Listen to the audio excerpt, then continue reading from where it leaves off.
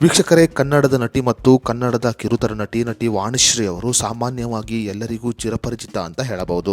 ನಟಿಯಾಗಿ ಹೆಚ್ಚು ಚಿತ್ರಗಳಲ್ಲಿ ನಟನೆಯನ್ನ ಮಾಡದೇ ಇದ್ದರೂ ಕೂಡ ಕನ್ನಡದ ಸುಮಾರು 300ಕ್ಕೂ ಅಧಿಕ ಧಾರಾವಾಹಿಗಳಲ್ಲಿ ನಟಿ ವಾಣಿಶ್ರೀ ಅವರು ನಟನೆಯನ್ನ ಮಾಡಿದ್ದಾರೆ. ಕನ್ನಡದ ಜನಪ್ರಿಯ ಚಿತ್ರವಾದ ಓಂ ಚಿತ್ರದಲ್ಲಿ ನಟ ಶಿವರಾಜ್ಕುಮಾರ್ ಅವರ ತಂಗಿಯ ಪಾತ್ರದಲ್ಲಿ ಕೂಡ ನಟಿ ವಾಣಿಶ್ರೀ ಅವರು ನಟನೆಯನ್ನ ಮಾಡಿದ್ದರು. ಇನ್ನು ರಾಘವೇಂದ್ರ ರಾಜ್ಕುಮಾರ್ ಅವರ ಸ್ವಸ್ತಿಕ್ ಚಿತ್ರದಲ್ಲಿ ಕೂಡ ನಟಿ ವಾಣಿಶ್ರೀ ಅವರು ನಟನೆಯನ್ನ ಮಾಡಿದ್ದರು.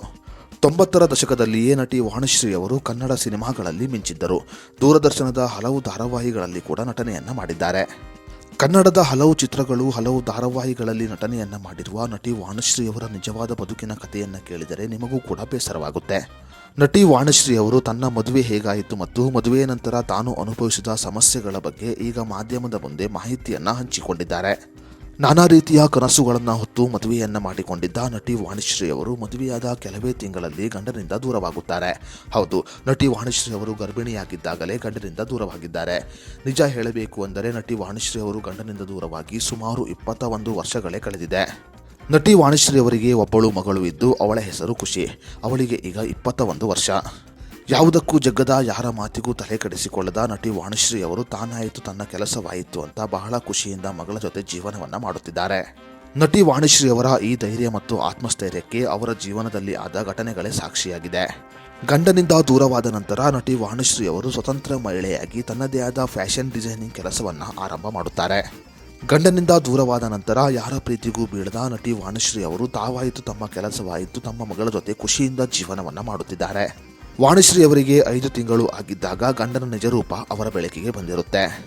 ನಾನು ಆತನ ಮೊದಲ ಪತ್ನಿ ಅಲ್ಲ, 2ನೇ ಪತ್ನಿ ಮತ್ತು ಆತನಿಗೆ 2 ವರ್ಷದ ಹಿಂದೆಯೇ ಒಬ್ಬಳ ಜೊತೆ ಮದುವೆ ಆಗಿತ್ತು ಅನ್ನುವ ವಿಷಯವನ್ನು ತಿಳಿದು ಕುಸಿದು ಬೀಳುತ್ತಾರೆ ನಟಿ ವಾಣಿಶ್ರೀ ಅವರು. ಆ ಸಮಯದಲ್ಲಿ 5 ತಿಂಗಳ ಗರ್ಭಿಣಿಯಾಗಿದ್ದ ನಟಿ ವಾಣಿಶ್ರೀ ಅವರು ಮನೆಯನ್ನ ಬಿಟ್ಟು ಬರುತ್ತಾರೆ.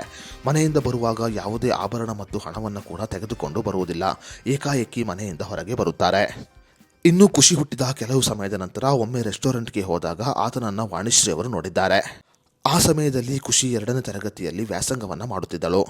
ಆ ವ್ಯಕ್ತಿಯನ್ನ ನೋಡಿದ ಸಮಯದಲ್ಲಿ ನಿನ್ನ ಅಪ್ಪ ಅಲ್ಲಿದ್ದಾರೆ, ಬೇಕಿದ್ದರೆ ಹೋಗಿ ಮಾತನಾಡಿಸು ಎಂದು ವಾಣಿಶ್ರೀ ಅವರೇ ಹೇಳಿದ್ದಾರೆ. ಅಪ್ಪನ ಜೊತೆ ಮಾತನಾಡಿ ಬಂದ ಮಗಳ ಖುಷಿಯ ಬಳಿ ಏನೂ ಕೇಳದ ನಟಿ ವಾಣಿಶ್ರೀ ಅವರು ಸುಮ್ಮನೆ ಮನೆಗೆ ಹೋಗುತ್ತಾರೆ. ವಾಣಿಶ್ರೀ ಅವರು ಗಂಡನಿಂದ ದೂರವಾಗುವ ಸಮಯದಲ್ಲಿ ಆತ ಬಿಸ್ನೆಸ್ ಮಾಡುತ್ತಿದ್ದ. ಆದರೂ ಕೂಡ ವಾಣಿಶ್ರೀ ಅವರು ಯಾವುದೇ ಜೀವನಾಂಶವನ್ನ ಕೇಳಿಲ್ಲ.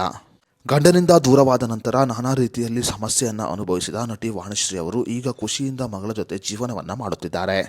ಸದ್ಯ ಕನ್ನಡದ ಹಲವು ಧಾರಾವಾಹಿಗಳಲ್ಲಿ ನಟನೆಯನ್ನ ಮಾಡುತ್ತಿರುವ ನಟಿ ವಾಣಿಶ್ರೀ ಅವರು ತಾವಾಯಿತು ತಮ್ಮ ಕೆಲಸವಾಯಿತು ಅಂದುಕೊಂಡು ಮಗಳ ಜೊತೆ ಖುಷಿಯಿಂದ ಜೀವನವನ್ನ ಮಾಡುತ್ತಿದ್ದಾರೆ.